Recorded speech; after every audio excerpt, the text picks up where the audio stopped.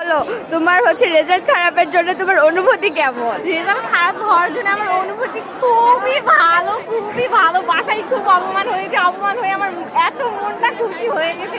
অপমান হয়ে আমি খুব খুশি হয়েছি। বাসা থেকে শীতের জামা কাপড় কিনে দেয়নি, খালি ব্যাগ আর জুতা কিনে দিচ্ছে। আমি খুব খুশি। স্যারেদেরকে ধন্য করি।